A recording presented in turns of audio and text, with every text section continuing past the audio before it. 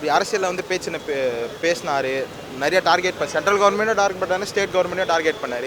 உள்ளே எனக்கு தெரிஞ்ச அரசியல் இருக்கும் தான் கண்டிப்பாக. எந்த அரசியல் எப்படி சொல்கிறதுண்ணா, அவங்க என்ன பண்ணியிருப்பாங்க அவங்களுக்கு தான் தெரியும். லைக் எப்படி சொல்கிறது, உங்களுக்கு சென்சார் போர்டு பொறுத்த வரைக்கும் சென்ட்ரல் கவர்மெண்ட்டு தான் உங்களுக்கு ஃபுல்லாக. நீங்கள் வந்து எதை அடித்தாலும் டிஎம்கே தான் பண்ணாங்கன்னு சொல்ல முடியாது.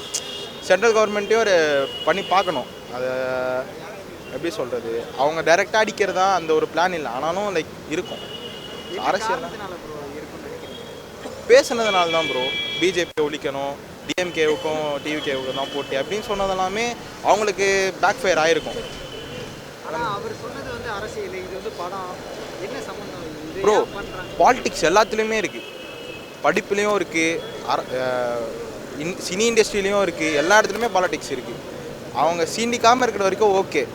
இப்போது ஒரு ஆப்போனன்ட் கட்சியெலாம் வந்துட்டார், அதனால் கண்டிப்பாக எதிர்ப்பு வரும் தான். அரசியல் பேசுகிறாங்க, அரசியல் விமர்சனம். ஆமாம், இது வந்து படம் தானே, படத்தை ஏன் கண்டிப்பாக அவரை வந்து மன ரீதியாக அடிக்க பார்ப்பாங்க தான் ப்ரோ. கண்டிப்பாக உங்களை ஃபிசிக்கல் டார்ச்சரோட மென்டல் டார்ச்சர் கொடுக்க தான் பார்ப்பாங்க. இந்த மாதிரிலாம் அவருக்கே தோணும், நம்ம வந்து தப்பு பண்ணிட்டோமோ, ஓவராக பேசிட்டோமோ, அப்போயாச்சும் ஒழுங்காக பேசுவார், நெக்ஸ்ட்டு விமர்சனம் பண்ணாமல் இருப்பார், மேபி அப்படி பண்ணியிருக்கலாம்.